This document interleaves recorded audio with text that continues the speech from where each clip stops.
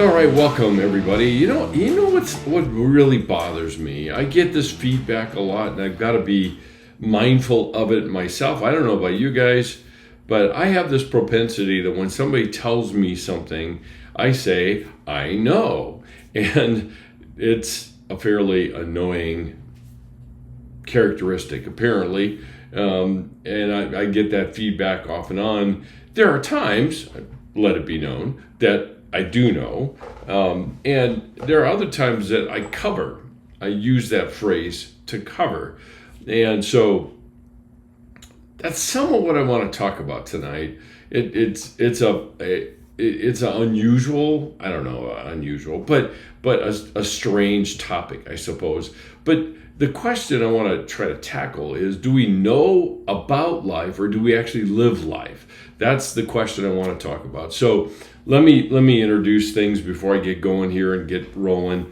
You're listening to the Psych Monologues. It's the voice of SG International, or Stained Glass International. And the Psych Monologues itself, the focus is exploring the intersection of faith, psychology, and spiritual formation. And that's really all that we're focusing on. And there are a variety of topics. I've been doing different things. I have been tentatively working through a different set of series. One of them is the Broken People of the Bible, and then another one is the looking at the spiritual journey, which is coming up. But I always, and anybody that's a student that has had me in class, I can get off track and talk about something that is playing around in my head. And my hope is, of course, when I do this kind of stuff, is that it would be interesting to you as well, and relevant really to doing life, doing spiritual life too. So the relationship between Psych Monologues and SGI, or SG International, the mission overall of SGI, and I say this every time, I never know who's new. It may be the same people and I'm boring them to tears, but the mission here is to equip, encourage, and empower the next generation of Christians to live authentically in relation to Jesus, others, and themselves. And the way that we seek to do that is develop what I call outposts for the heart and communities for the soul, and that's coming. I am feeling a certain level of pressure, I suppose, from God in my own heart that I want to share with you eventually. I'm not going to do that right now, but it's bubbling to the surface and it needs form, and I'm working on that. And so eventually it will become more apparent, I think, as time goes along, what it is. I'm not going to make promises about when that's going to happen or what that's going to be, but that's there, and that's what SGI really is all about. So pull up a chair, get comfortable, relax. If you're driving, keep your eyes on the road, obviously. But I want to talk about something that I think really is relevant to living, not only living within ourselves, but living with other people. And hopefully that will translate, it will translate into our spiritual lives. I believe it will. That's why I'm talking about it. So the question, like I said, is what's the difference between knowing about stuff and living that same stuff? And there's a trend that I've noticed that is happening in terms of how we live our lives. And there seems to be this significant disconnect between the things that we know and how we actually live. And I have talked about this, and I'll probably talk about it some more at another point in time, at least, about something I call the stained glass self. That is what the SGI was named after, was how we tend to fragment our lives. And this is one of these things that we seem to do, where we talk about what we know, but then we live according to what we believe, really, what it really comes right down to. And so there's this disconnect and almost a barrier between those things, because what I've noticed is if I ask somebody or I point something out, and inevitably the answer is, yeah, I know, and there's a but, and then the but leads us to something else. And I know I should have boundaries, but, or I know that I should be honest, but, and there's always a pivot point, usually the but in the answer, the statement. And so there's this disconnect, and I think what it does is it raises a variety of questions I think we have to contend with. One of them is what kind of world are you attempting to create? All right. Now, again, this is one of these things where I realize, having talked to people for as long as I have, that the minute I ask a question, we already are searching the data banks about how to go about answering that question and how to go about answering it in light of the person that I'm actually talking to. And what that means is it varies in the level of honesty in what comes out of my mouth. Because if there's somebody I want to please and I want their approval, I will end up fashioning my answer according to what will gain their approval. The question is it honest? And I think the answer is no, it's not honest. It's not really how I really feel. It's how I believe they will receive it well. And one of the things I think that points this out is the kind of expectations we have about how the world should work, okay? And so the world that we create is and let me say something else. We're, by nature, I believe, even embedded within us in what's called the image of God or the Imago Dei, is to be creators. We are creators. We're very creative, and we come up and create things all the time. And the thing that I think we have to grapple with is that we're creating the world that we want to live in and day out. The thing that will point us to that is our expectations. And what kind of expectations do we tend to have? That's part of the question. One of the expectations that comes to my mind, and I see it all the time, is I expect life to be easy and comfortable. And so the reason that I say that is all I have to do is watch when people hit difficulty, when they hit rough waters, if you will, or go through a storm, and there's a certain level of outrage. Now, we have ways of cloaking all of that stuff, and I'm fully aware of that in order to make it more kind of palatable, if you will. And we do that in the world that I live in a lot. I'm teaching it right now in the world of loss and expressing our grief over something, is we tame it and make it more acceptable by stating it in a way that doesn't match the reality of what I feel. And so ultimately, I'm not being terribly true to what's going on within me because I'm afraid of how people are going to react. That betrays how I think the world should work and how relationships should work. It should be easy, and I've heard people say that this should be easier than this. This should be more comfortable with this person, or whatever the phrase is. And the worst part about it is that I hear people say all the time is, this should be more natural than it is, and our expectations make it impossible for us to live in the world as it is. So we're working, and this is a bigger topic, actually, because if you wonder why you keep rolling something over in your mind, and one word we use is ruminate, but we ruminate on something. The word comes from cows. If you want to look it up. It's a little gross, but we run something over and over and over in our minds. Why? Because it's not fitting with our expectation of how the world should work. And so we expect life to be easy and comfortable. We expect it to be happy. I talked about this in another episode, is we're addicted to happiness. And so anything that comes up that would be somehow less happy or make people feel worse, then I'm already apologizing for it. I've seen this happen so many times. It's happened this week. I do groups as part of my grief and loss group or class that I teach. And I have people saying, I'm sorry, but, and then they go on to say something sad. And the question I have in my mind is why are you apologizing?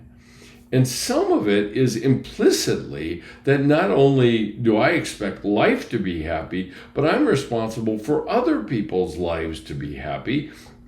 And I don't want to talk about something that's sad and bring, quote unquote, bring them down, right? And so we expect life to be happy. And when it isn't, then the question is what happens then? And that's the world we're trying to create, is a world that is happy, that is comfortable, that is easy. And I know without a shadow of a doubt, the minute I say that, somebody is going to say, well, no, that's not, cue the drum roll, please, that's not reality.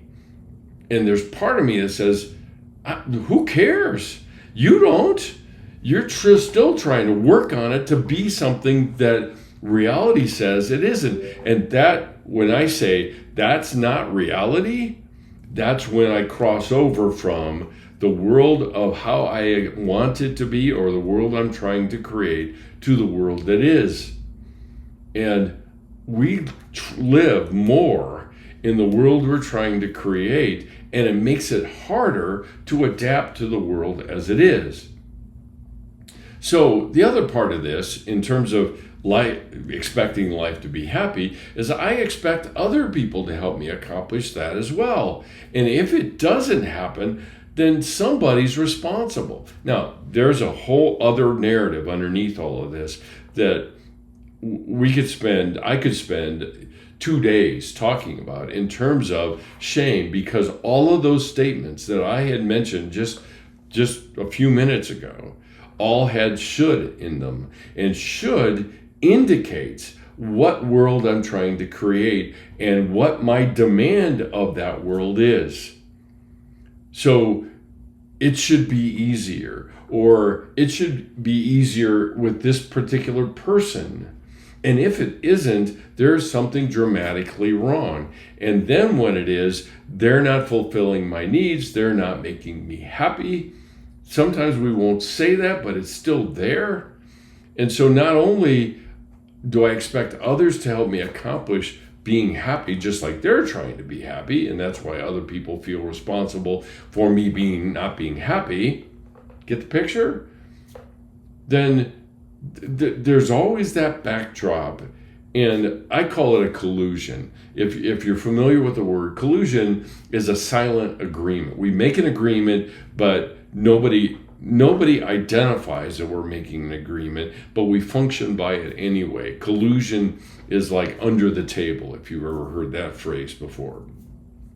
And so this idea of life should be happy, life should be easy and comfortable, and then when it isn't, something's wrong, which implies what's right, and others should help me accomplish that. And that's why oftentimes, like I mentioned, somebody says, I'm sorry, to bring the whole mood down. And it's like somehow they're responsible for everybody else's mood. And this is a trend I've seen in the world around us, and that is the trend of boundarylessness, is that somehow I'm responsible for other people's happiness and they're responsible for mine. So therefore then they can't say anything sad that brings, quote unquote, the mood down, or I shouldn't do that either, because I'm responsible somehow for everybody else. Now, let me make a comment on that. That does not mean that I can operate with with reckless abandon about the people in my life that I know and I understand what impacts them, okay? At the same time, we have to balance, if this relationship that I'm in is important enough for me, then I'm going to be honest about what is really there. Not what should be there, but what is really there. Now, again, another point that has to fit with this is the idea that God is supposed to help me be happy too. And there's something wrong with God if I'm not. And this fits into something I was talking about last time in terms of sacred suffering. We were talking about the paralytic who was dropped down through a roof. And God, let me be really clear, brutally clear. God doesn't want you to be happy. He wants you to be healed. Healed of what? The brokenness of our humanity. And where am I going to find that healing? In a relationship with Him. That doesn't mean everything will go hunky-dory for the rest of my life. There's no guarantee of that. But that doesn't negate that life looks different. Even suffering looks different. Look at my last episode. Life looks different when I understand that somebody is with me. Nobody wants to think of anybody they care about being in pain and being alone, right? We don't want to be alone. Sometimes we do. But even still, some of it is because we don't want to be responsible for somebody else's sorrow. And sorrow is a necessary part of being human. It doesn't mean that's okay. It's a necessary part of being human, and we have lopped off that part of our lives, and I think it has flattened out our experiences with life to be either I'm happy or I'm nothing, and distracted and doing everything I can not to feel anything. So numb, right? And numb is better than feeling sad because I don't have any resources. I don't know what to do with being sad. So the other thing I'll mention in terms of the world that I'm trying to create, or we are trying to create, is I should always feel good about myself. And if I'm not, someone else might be responsible, or it's because I am not performing at a level I should. See, there's shoulds lurking everywhere. This is just a minefield that we can't avoid in any way, shape, or form. And it's a hopeless minefield. I will always step on a mine with that one. I will always step on a mine. I will never perform at the level I should, because should is not real. Either I perform at an optimal level, which is otherwise known as excellence, or I perform at a less optimal level, and that can be fixed.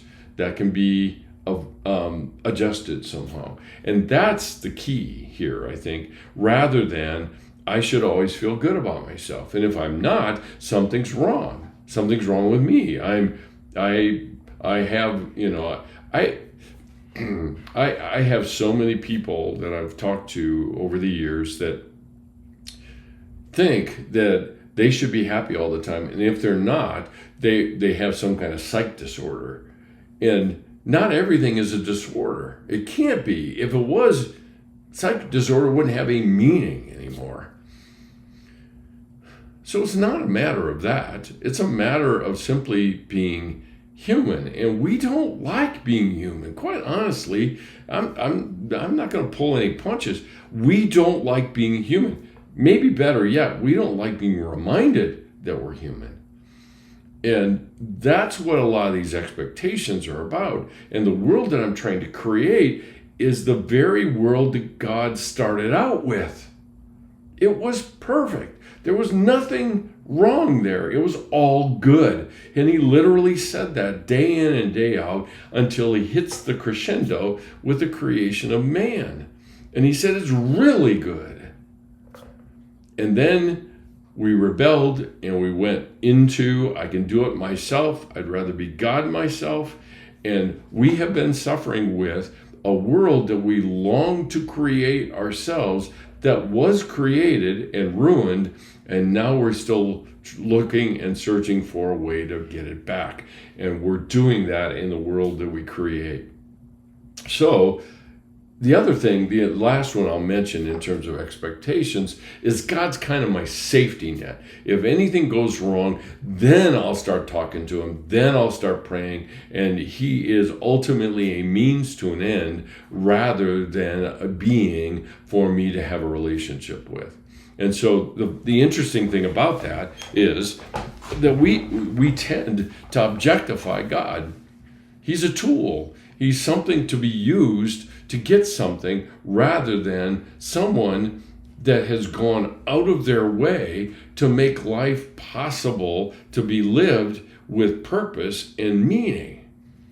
And we keep looking somewhere else for meaning rather than there, because for whatever the issues are, a lot of people got issues with God. I get it. Been there, done that, got the t-shirt and went home. I get it. At the same time, either I find a way to accept who God really is and his love, his passionate, lavish, pursuing love for me, or I don't. And if I don't, I'll settle for some other kind of life. And literally, I will settle for the kind of life I can create. That's where I'll settle. Because then I'm God in that universe. I'm not God in this one, particularly when I have to wrestle with and contend with my own brokenness. And I don't like being reminded that I'm limited.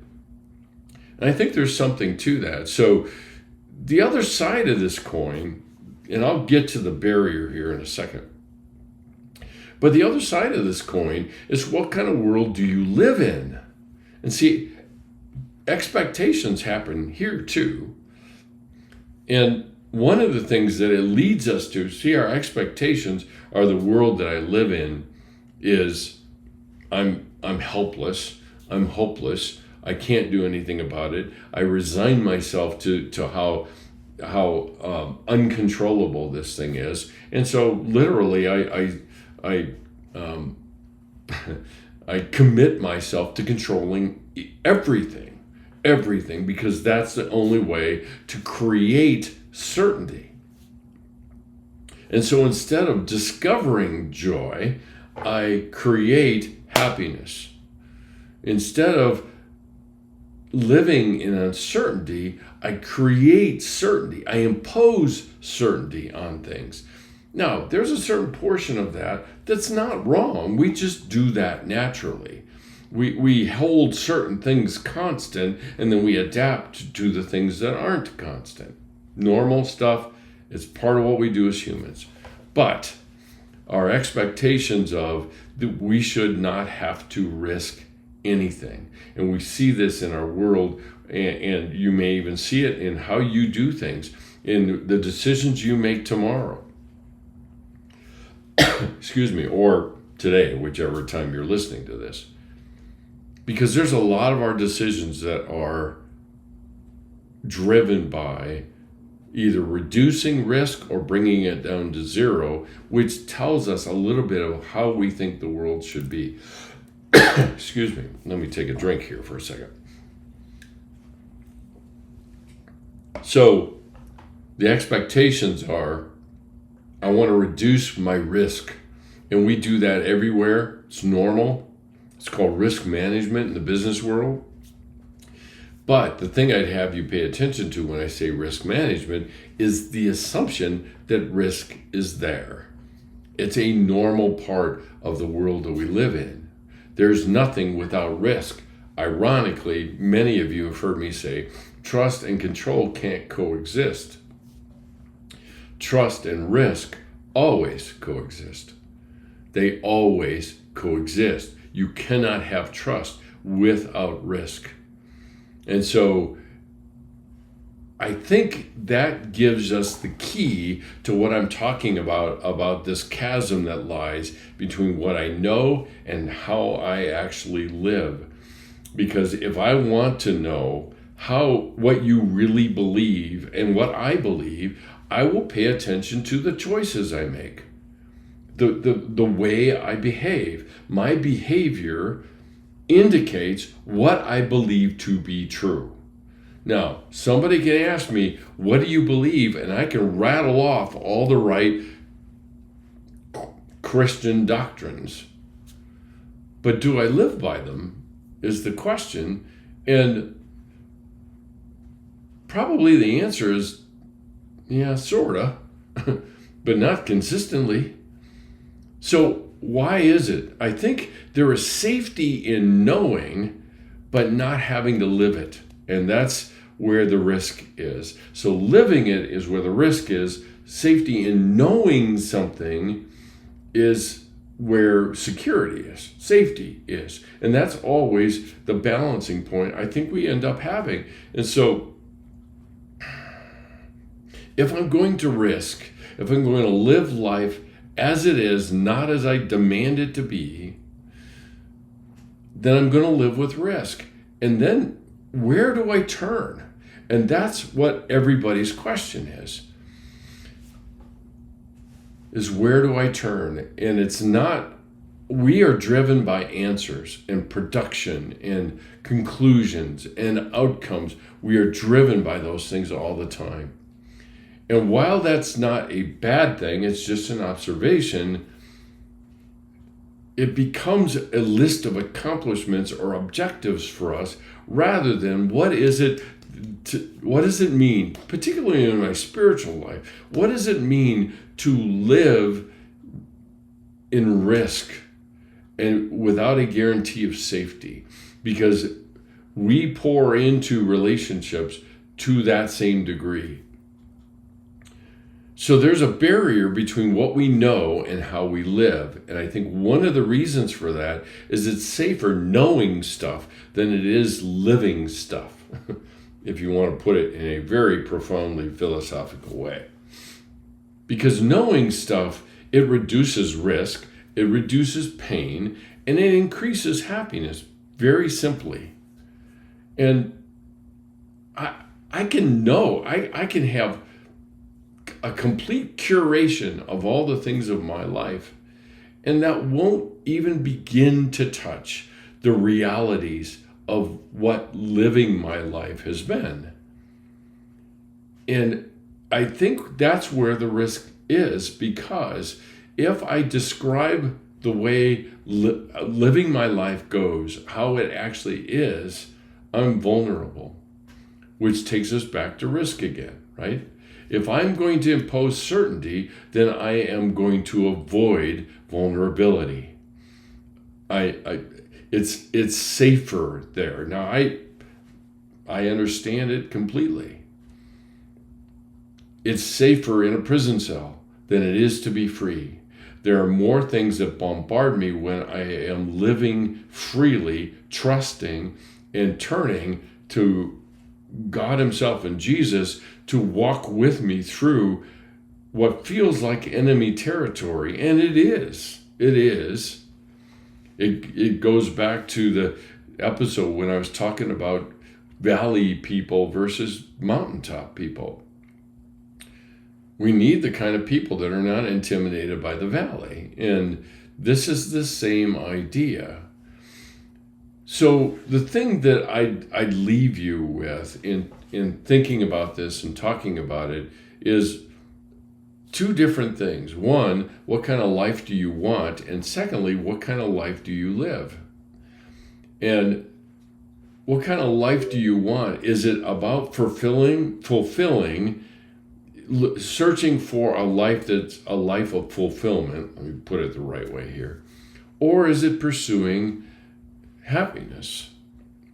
I think most of us, and see, this is the funny thing about it. Every time I ask a question, we automatically figure out what the right answer is and affirm that one and never look at how I'm actually living it.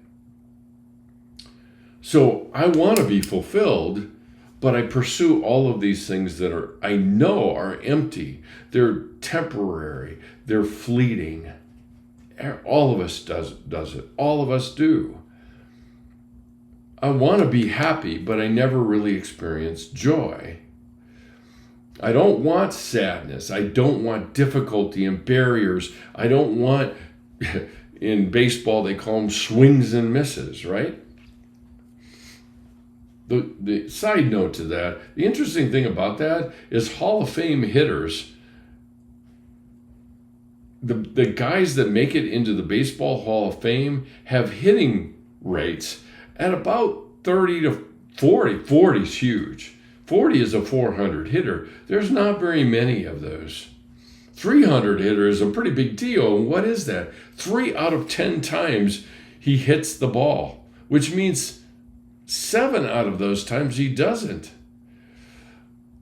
But we don't tolerate that. We want a 10 out of 10 life. We don't want this, swings and misses thing. Why? Because when I swing and miss, I'm a failure.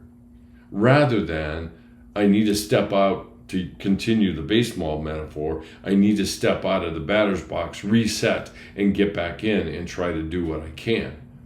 And do it to the best of my ability, not perfectly or any other way. So what kind of life do you want? Do you want a fulfilling life? Like I said, most of us say, of course, I want a fulfilling life. But then I pursue all of these things that I know are temporary and ephemeral and empty. So this is the definition of AA. AA's definition of insanity. Doing the same thing over and over again, but expecting different results.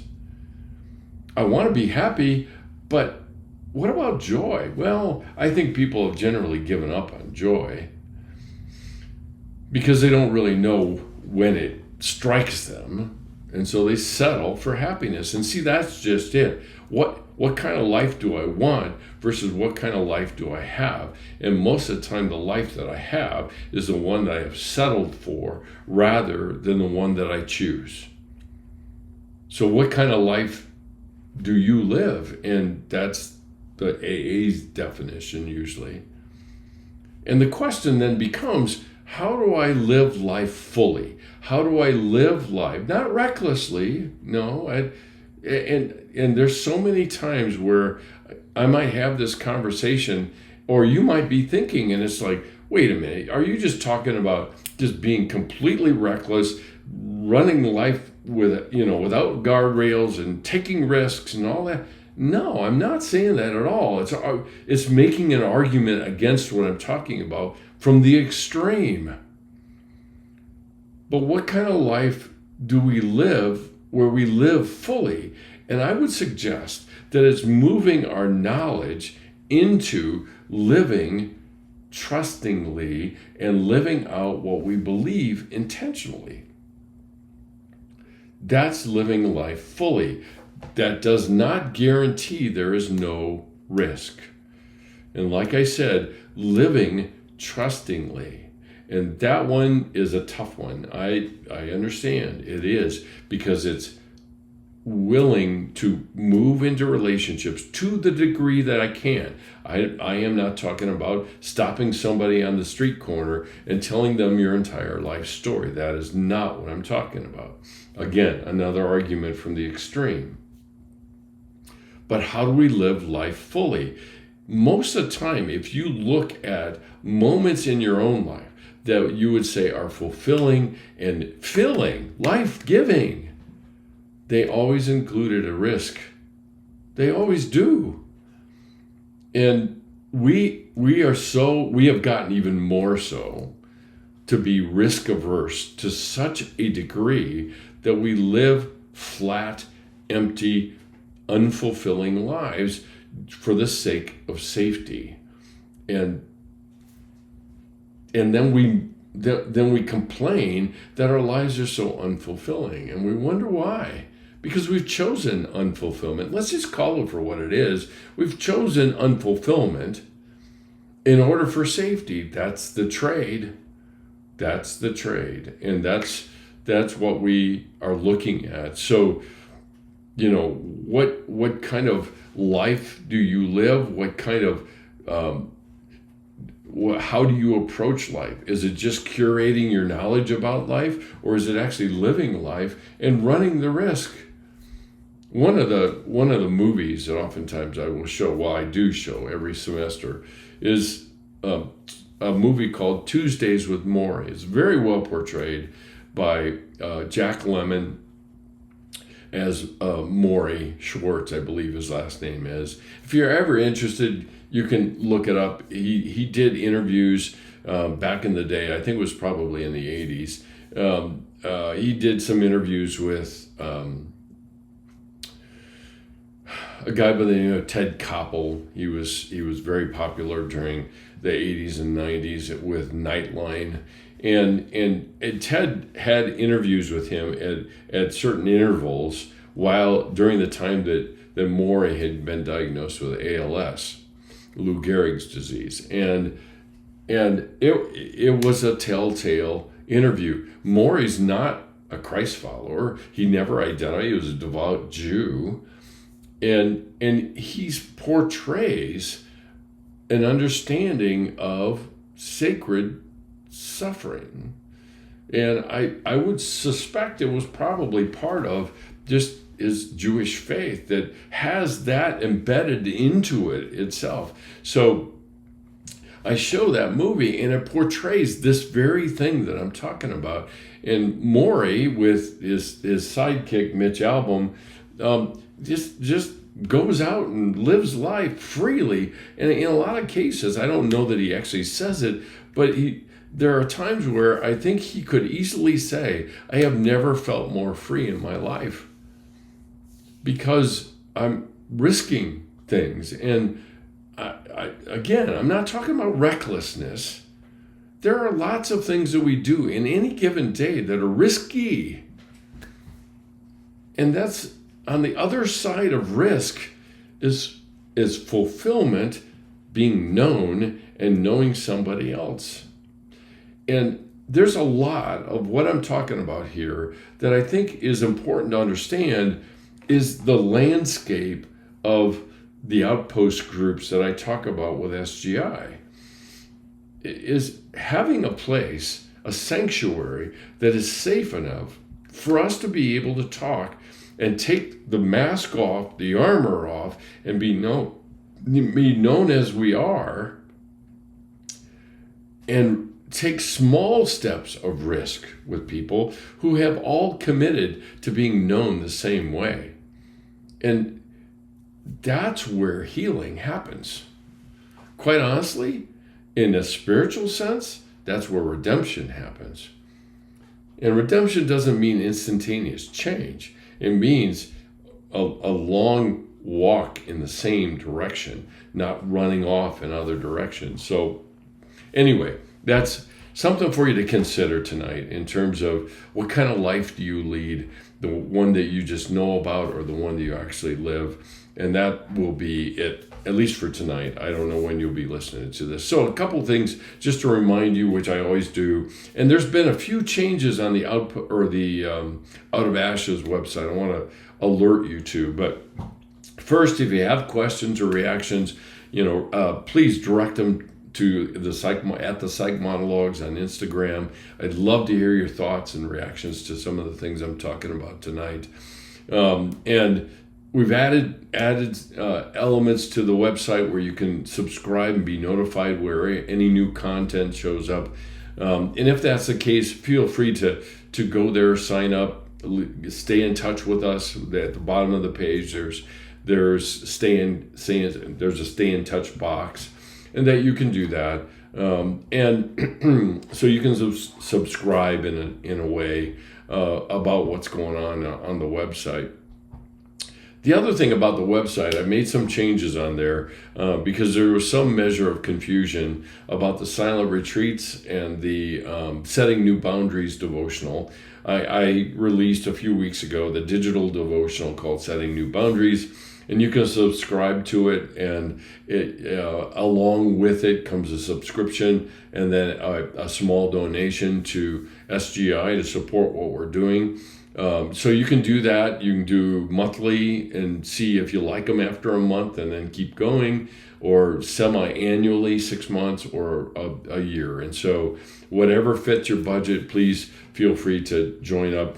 The thing I want to alert you to is it's not on the front page anymore. I moved it to under the CCU drop down, and at the bottom it says Setting New Boundaries, and you can find the sign up page there underneath that, because some people are going to the front page and trying to register for the silent retreats and things like that through it, and we ended up with people being subscribed and they really didn't want to subscribe, which is fine. So there's a separate page for signing up for the digital devotional called Setting New Boundaries. Helps people talk about healthy, or to read a devotional about having healthy boundaries and healthy relationships. Comes every other day, so about 3 to 4 times a week, just to keep you on track and keep you thinking about the key issues that are related to having healthy boundaries in a relationship. And so there's that. And then the other part of that is the Silent Retreat has its own website or its own webpage. So you can find that under CCU as well in the drop-down menu. And there's a lot of content on the website. Presentations, a workshop I did in Shame and Grace can be found on the website as well under CCU. And I think that's it. So be sure to follow us on Instagram at the Psych Monologues, on Facebook at Ray.Mitch, and LinkedIn Dr. Mitch. We would be ever more appreciative of your participation in that way. Subscribe to the podcast. That would be great, or vodcast, if you want to call it that.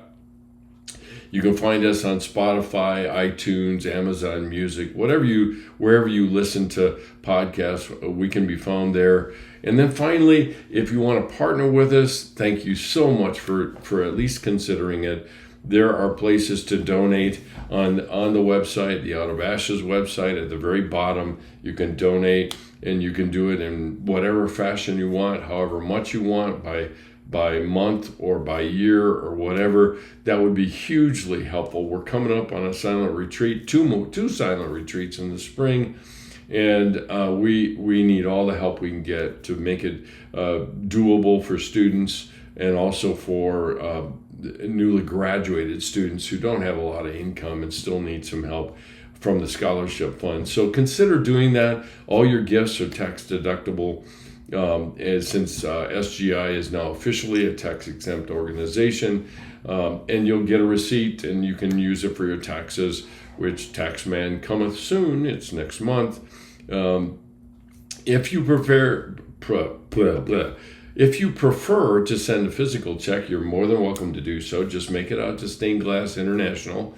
The address is SGI, P.O. Box 160, East Lake, Colorado 80614. So, boy, that's a lot. I hope that I've given you some food for thought for the day. If you have feedback or you have questions, please be sure to shoot me an email or hit the contact button on the website, or send me a DM on Instagram, whatever you prefer. I'd welcome the interaction, and also the continuing conversation around topics like this. Next week, what's coming up is Broken People of the Bible. I'm going to do that one again. And then the week after, I am going to focus on the spiritual journey, and we'll start talking about the key elements of one way to think about your spiritual journey and where you are in it as you progress and walk the path with others and with Jesus, and what that actually looks like. So that is it for tonight. Thank you so much for joining me. And as always, love ya. Later. Bye.